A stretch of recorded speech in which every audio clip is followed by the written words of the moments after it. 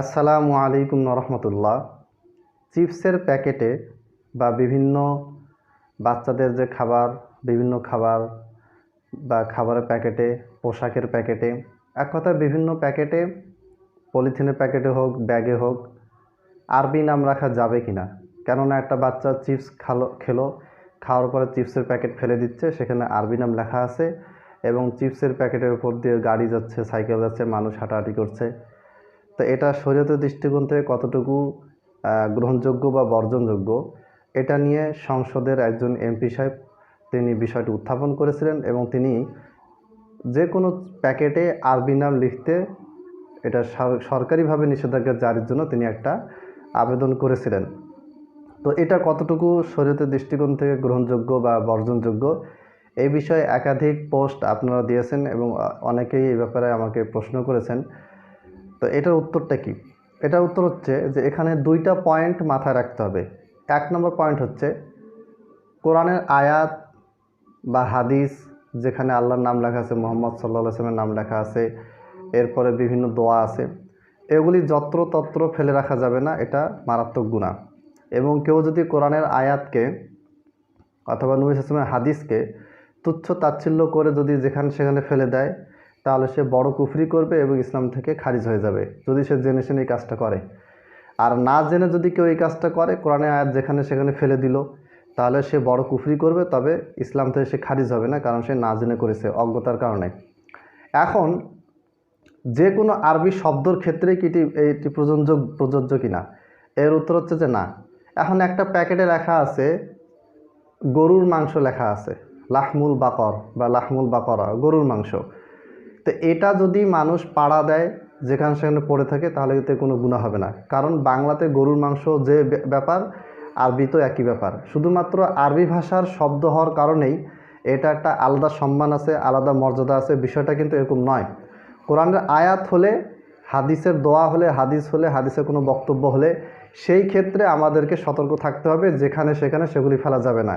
কিন্তু যে কোনো আরবি শব্দ হলেই সেটাকে কোরআনের আয়াত মনে করা বা আয়াতের মতো সমমর্যাদাবান মনে করা, এটা টোটালি ভুল জিনিস এবং এই ধরনের কথা সম্পূর্ণ অযৌক্তিক।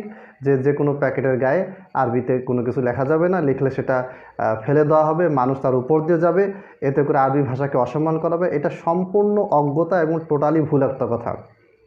তৃতীয় নম্বর পয়েন্ট, আমি সংসদ সদস্য যারা আছেন তাদেরকে অনুরোধ করব যে সংসদ সদস্যের যারা আপনারা আছেন, তারা হচ্ছেন গোটা বাংলাদেশের কোটি কোটি মানুষের অভিভাবক।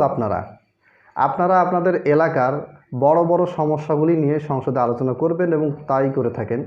কিন্তু মাঝে মধ্যে আমরা দেখি এমন এমন কিছু বিষয় নিয়ে সংসদে আপনারা আলোচনা করেন, যেগুলি হয়তো আলোচনা না করলেই ভালো হতো। যেমন চিপসের প্যাকেট, কেন ওই এলাকায় কি আর কোনো বড় সমস্যাই ছিল না যে এমপি সাহেবের মাথা ওই চিপসের প্যাকেটে ওই কি লেখা আছে, আরবি শব্দটা লেখা আছে, হালাল শব্দটা লেখা আছে আরবিতে, 100% হালাল। এই হালাল শব্দটা আরবিতে লেখা থাকে। এই হালাল শব্দটা ইংলিশে লিখলেও যা, বাংলা লিখলেও তা, আরবিতে লিখলেও তা। এটা এখন রাস্তাঘাটে পড়ে থাকলে কি আর না থাকলে কি? চিপসের প্যাকেট থেকে আরবি শব্দ সরানোর যদি অন্য কোনো কারণ থাকে, যে না আরবি শব্দর ব্যবহার নিষিদ্ধ হোক, এবং আরবি শব্দ, উর্দু শব্দ, ফার্সি শব্দ নাম শুনলেই এক ধরনের মানুষের গায়ে জ্বালা শুরু হয়ে যায়, এই রকম দৃষ্টিকোণ থেকে কেউ যদি এই ধরনের কোনো কথা বলে থাকে, তাহলে এটা তো তার আরও বড় মূর্খতা, কারণ এটা কখনোই গ্রহণযোগ্য হবে না, এটা সম্ভবও নয়।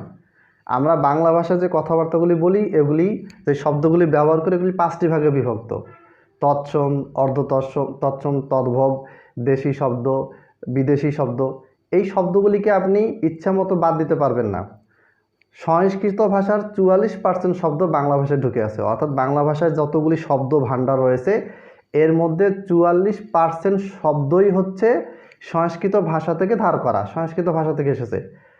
যতগুলি মূর্ধন্য স এবং মূর্ধন্য স এবং এরপরে আপনার আমি ভুলে গেছি বিষয়টা, আপনার কষ্ট, এটা সংস্কৃত শব্দ। তারপরে বাণী, মূর্ধন্য ন দিয়ে, এটা হচ্ছে সংস্কৃত শব্দ।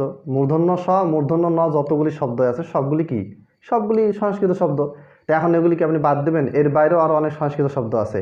যদি বিদেশি শব্দ বাদ দিতে হয় বা আরবি শব্দ, উর্দু, ফার্সি শব্দের প্রতি যদি আপনাদের রাগ থেকে থাকে, তাহলে আপনারা সর্বপ্রথম সংস্কৃত ভাষা থেকে 44% শব্দ বের করে দেন।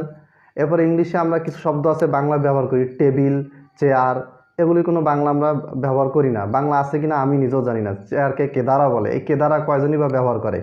তাহলে এগুলি বাদ দিতে হবে। আর যদি বলেন যে না শুধু আরবি আর উর্দু ফার্সি বাদ দিতে হবে, তাহলে বলবো এটা হচ্ছে আপনাদের আরবি ভাষা উর্দু ফার্সি ভাষার উপরে আপনাদের একটা রাগ ক্ষোভ, এছাড়া আর কিছুই না। আপনাদের এই রাগ ক্ষোভ যতই প্রকাশ করেন না কেন এটা কখনোই হবে না। যেমন তাকে খবরটা দাও, এই খবরটা আরবি শব্দ। তারপরে তার আলামতগুলি ভালো দেখা যাচ্ছে না, আলামত আরবি শব্দ।